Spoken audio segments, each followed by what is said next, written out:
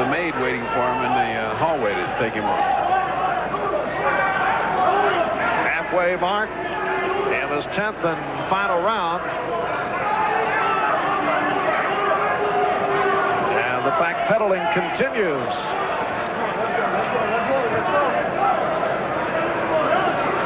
This would have been a good fight to back into a pacifist convention. A bunch of people don't like to really see fighting should come to see this one. As a result of the Ocasio bicycle, Quawi has not been able to get much going, has not been able to line anything up, not landed flush.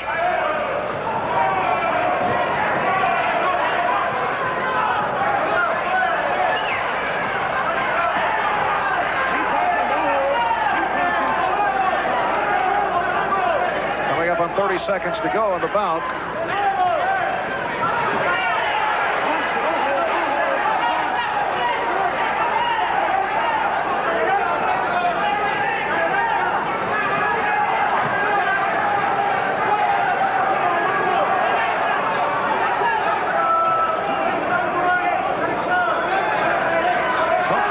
Recall 10 more boring rounds than this one. A merciless assault on your senses.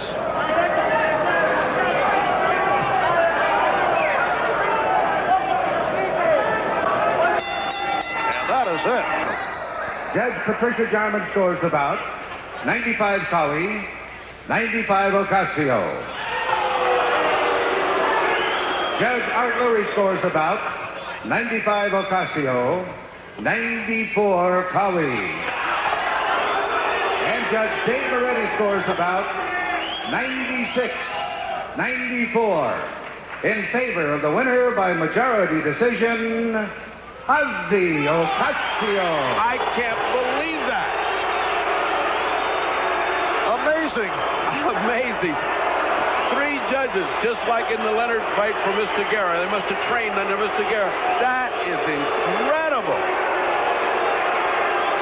That is the most incredible decision I think I have seen in my entire time in boxing. The crowd in disbelief. We have had some strange decisions here in Las Vegas, but this one is a Hall of Fame. We just got through saying they should clip some money off his purse, and they give him the decision. That is the most amazing piece of narrow-minded thought I've ever seen. I mean, how could they, narrow-sighted, how could they have seen that? Ocasio quickly leaving before an interview is given. Ossie Ocasio stealing one here in Las Vegas. And this past week, the IBF president, Bob Lee, reacting to what he called a questionable decision, maintained Quawi's #1 ranking in front of Ocasio. But you wonder about that also. I could understand his intent, but can a president of a boxing federation just say, hey, disregard what the judges saw?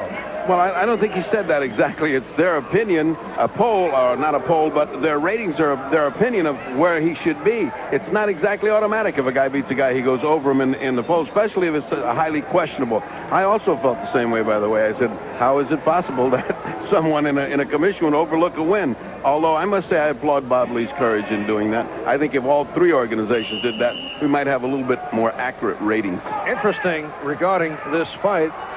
How do you score a non-fight? Is it a no contest? I think it is a no contest. I think that would have been the legitimate thing. It's a no contest because while Ocasio really stunk out the joint, Dwight didn't do too much better. He was chasing him. He was out of gas. He did not perform in the way that, let us say, Evander Holyfield will perform against an Ocasio, cutting him off and working on him. Now, over the years, you have seen some bad decisions, some questionable decisions. How would you rank the Ocasio-Quawi? Well, my 5 top bad decisions, he'd be right on top. I cannot remember I can't even remember anybody that lost 10-0. Well, it could have been a 9-1 fight. I think the Lockridge Gomez fight that we did on NBC out of Puerto Rico was an out-and-out theft. Harold Johnson versus Willie Pastrana for the light heavyweight title in Las Vegas again, another out-and-out theft. Snipes and Coetzee, this is Reynaldo Snipes versus Jerry Coetzee. We did that fight as well. saw Snipes on the canvas all through the fight, and yet when he got up, they gave it to Snipes. It was in Westchester, his home backyard. And finally, Joe Louis, the great champion, when he came back from the war, faced Jersey Joe Walcott, a strange man who no one had ever seen or knew that much about. He dropped Joe Louis several times, and out of sympathy and patriotism, maybe, they gave it to Joe Louis. Even Joe Louis went back to the dressing room and wouldn't come out and accept the victory. So the fight doctor's top 5, or I should say bottom 5, with Ocasio Quawi right there. Now, in contrast to what we saw between Ocasio and Quawi, it was action-packed from the opening bell when Evander Holyfield went up against Ricky Parkey. And here is how we called it 9 days ago in Las Vegas. Evander Holyfield, who won his title in only his 12th professional fight, off that 15-round decision over Dwight last July in Holyfield's hometown of Atlanta. One of the stirring fights of the year. Holyfield managing to survive the early barrage and then came on strong to dominate the later rounds, going on to the split decision victory.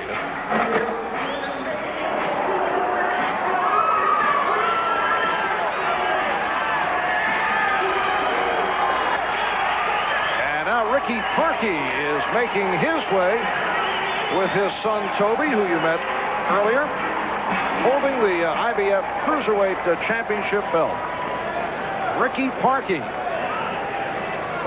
on his way toward the ring.